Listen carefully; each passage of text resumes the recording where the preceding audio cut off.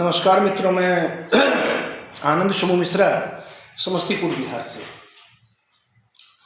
अभी मैं बिहार में जो चल रहा है बीपीएससी छात्र आंदोलन, री एग्जामिनेशन के लिए जो छात्र आंदोलन कर रहे हैं, उससे संबंधित एक गंभीर विषय पर आपसे बात करने की इच्छा मेरी हुई, तो मैंने सोचा कि आपसे बात करूं छात्रों से। मूल रूप से सबसे पहले मैं हमारे देश के माननीय प्रधानमंत्री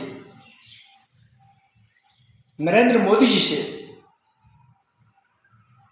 एक आग्रह करना चाहता हूं। आपकी सरकार, आपके सहयोग से चलने वाली सरकार, दो उप मुख्यमंत्री आपके हैं, कई मंत्री आपके हैं बिहार में, और इतना बड़ा आंदोलन हो रहा है, और आपने तो एलानिया कह चुका है, पूरे विश्व को यह संदेश दे चुका है, ना खाऊंगा ना खाने दूंगा, भ्रष्टाचार जो खाया है उसको निकाल के मैं लाऊंगा। फिर बिहार के मुद्दे पर आप मौन क्यों हैं? क्या हो गया है आपको? आप बिहार के मुद्दे पर अपने मंत्रियों को, नीतीश कुमार को कोई निर्देश क्यों नहीं दे रहे हैं? आप बिहार आए और बिहार से गए भी।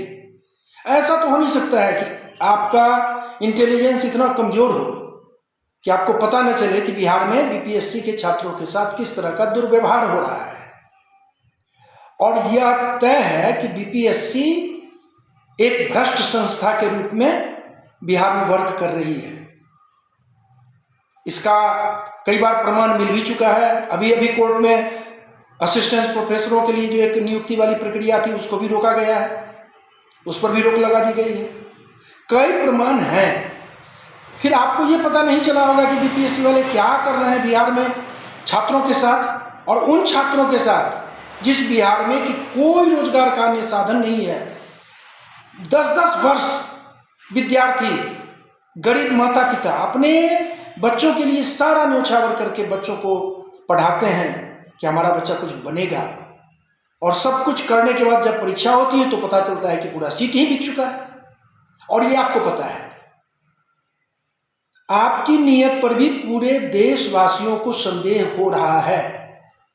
मैं चाहूंगा कि ये वीडियो प्रधानमंत्री मोदी तक अगर पहुंच सके तो कोई पहुंचा दे कि मैं बता रहा हूं आपसे कि और नहीं कुछ तो कम से कम बिहार वालों को तो ये भरोसा हो गया है कि आप सिर्फ बोलते हैं ईमानदारी की बात। यदि आपको प्रत्यक्ष में करने की बात हो तो आप, मैं बिहार प्रमाण है इसका कि आप मौन हैं। और दूसरा, ये नीतीश कुमार, समझ हो सकता है मानसिक रूप से वो लोग कहते हैं कि मानसिक रूप से कमजोर हो गए हैं, लेकिन इतने भी कमजोर नहीं हो गए हैं कि उन्हें नहीं पता हो कि बिहार में बीपीएससी क्या कर रही है। और मौन जो होता है वो समर्थन का प्रतीक होता है। विद्यार्थियों पर लाठीचार्ज हुआ, ये नीतीश कुमार को पता नहीं होगा, सो बात नहीं। मतलब ये स्पष्ट है कि केंद्र में मोदी जी आप भी, प्रधानमंत्री माननीय मेरे प्रधानमंत्री मोदी जी आप भी, और नीतीश कुमार दोनों शामिल है इस मौन के कारण। दोनों संदेह के घेरे में है। कोई संदेह नहीं है मुझको, और ये बोलने में मुझे कोई दिक्कत भी नहीं है। और तीसरा, ये जो कोचिंग वाले हैं, जितने भी कोचिंग वाले हैं, वो मैं सबके बारे में बताऊंगा। आप दोनों के बारे में तो बता दिया, ये कोचिंग वाले के बारे में बताता हूं।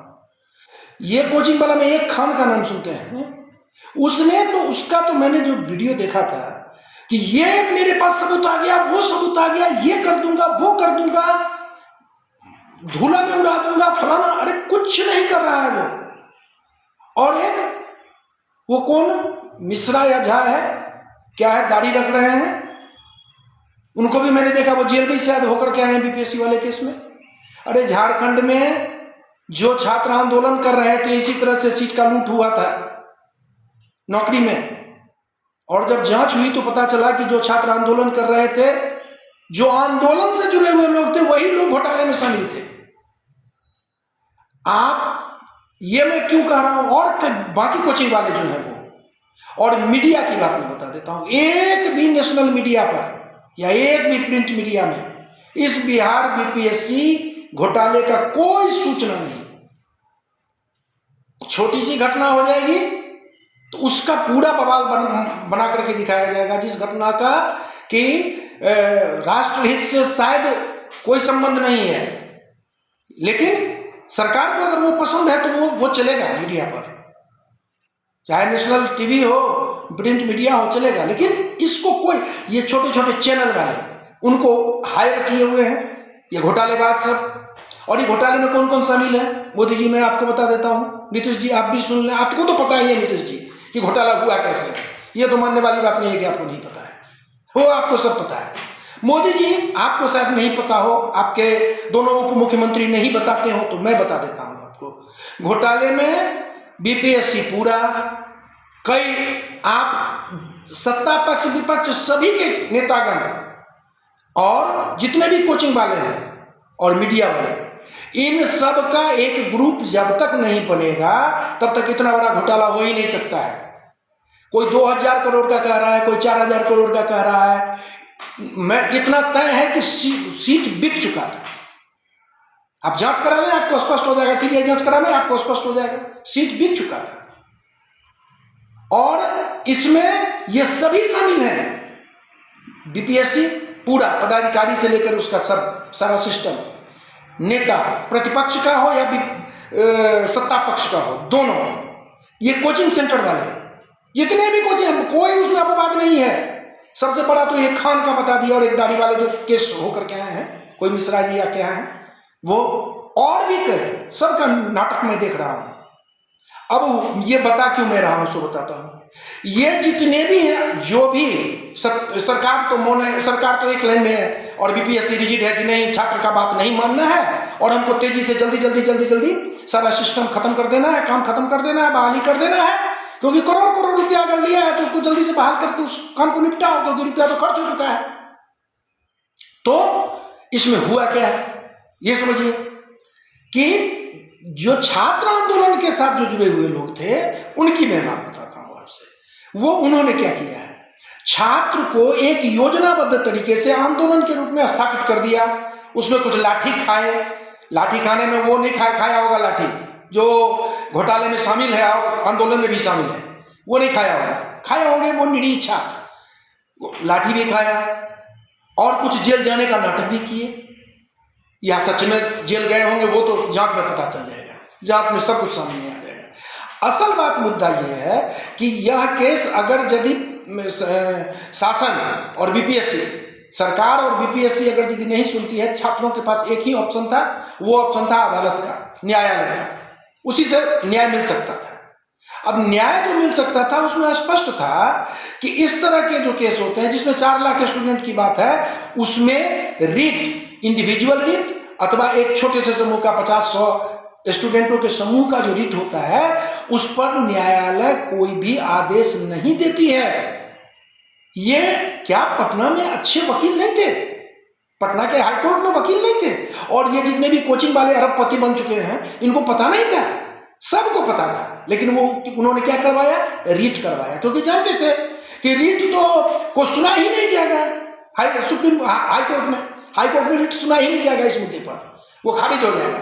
लेकिन लिंगर करना है तो डेट पर डेट जान के बढ़वाना है डेट पर डेट, कि विद्यार्थी को चकमा देना है और रोज हर डेट के बाद कहना है कि अगला डेट पर तो हम जो है फाइनल ही करा देंगे, अगला डेट पर तो सब फाइनल हो जाएगा। ठीक, असल में होना यह चाहिए था कि वहां पर आईपीएल होना चाहिए, पीआईएल अगर यदि आप उस पर लागू करते हैं तो पीआईएल का अर्थ होता है कि एक ऐसी संस्था या ऐसा समूह इस केस को कर रहा है जिसको कि इससे कोई लोभ लालच नहीं है, कोई फायदा पहुंचने वाला नहीं है। वह जब पीआईएल करेगा, उसको पीआईएल कहा जाता है, तो वह जब करेगा तो उस स्थिति में क्या होगा कि ये हाईकोर्ट के डबल बेंच के पास जाएगा और वहां इसको सुना जाएगा और तब उस पर कुछ दिया जा सकता है। जो संयोग समझिए कि एक दिल्ली के कोई वकील साहब हैं, अगर वो टिके रह गए तो पता नहीं वो कब तक टिके हुए हैं, हमको तो लगता है टिके रहेंगे, उनकी बातों से लगता है। लेकिन इस माया की दुनिया में जहां रुपए का इतना बरसात हो रहा है, उसमें कौन कब क्या रूप धर लेगा। जब प्रधानमंत्री मोदी जी आप नहीं कुछ बोल रहे हैं तो वो बेचारे जो वकील साहब हैं वो अगर साइलेंट हो जाएंगे तो इसमें कोई बड़ी बात नहीं है। लेकिन वो जो लगे हुए हैं, उनका जो आईपीएल था, उस आईपीएल के कारण जब देख लिया ये विपक्ष, कल से विधानसभा में भी कुछ बोला गया है, विपक्ष के जो नेता लोग हैं वो सब बोले हैं। क्यों बोले हैं कल से? क्योंकि कल उन लोगों को पता चल गया कि सुप्रीम कोर्ट से जो केस आईपीएल के पीआईएल के द्वारा आया था हाई कोर्ट में, और हाई कोर्ट में जो स्टे लगाने के लिए, इस पूरी प्रक्रिया पर स्टे लगाने के लिए वो वकील साहब क्या अभिजीत आनंद या क्या नाम है उनका, उन्होंने जो कहा था उस पर जो हाई कोर्ट के डबल बेंच ने जो इनकार कर दिया था, इसके अगेंस्ट में ये जो निर्णय आया है उसका जो कॉपी मिला है उसके आधार पर वो सुप्रीम कोर्ट में आज रिट करने वाले हैं। ये सबको पता चल गया था। तो अब लग रहा था कि ओ तब तो सुप्रीम कोर्ट से हो सकता है स्टे लग जाए। तो अपना खाल बचाने के लिए विपक्ष जो है वो कुछ कुछ बोल रहा है। विपक्ष नहीं बोल रहा था इसका मतलब कहीं ना कहीं वो भी लाभान्वित हुआ होगा। नहीं तो छोटी छोटी बात पर आप हंगामा कर लेते हैं, सदन नहीं चलने देते हैं, पूरा हंगामा मचा देते हैं। और इस पर शुरू में जब लाठीचार्ज हुआ उसमें एक दो बार बोल करके सब साइलेंट, सब अपने अपने धुन में। मतलब क्या था इसका? और सबसे बड़ी बात तो मोदी जी, आप ये नीतीश कुमार के बारे में तो मैं समझ गया हूं कि ये निश्चित रूप से अगर घोटाला हुआ है तो बिना इनकी सहमति के तो नहीं हुआ होगा, गारंटी। ये रेनकोट पहन के आप ही कहते थे मनमोहन सिंह के लिए मोदी जी कि रेनकोट पहन करके स्नान करना जिससे भी, तो वही मनमोहन सिंह के लिए आप कहते थे, वही चीज आप होते जा रहे हैं और नीतीश कुमार भी होते जा रहे हैं। ये रेनकोट पहन के बात करना बंद कीजिए, नहाना बंद कीजिए। आपको इसमें स्टेप लेना चाहिए।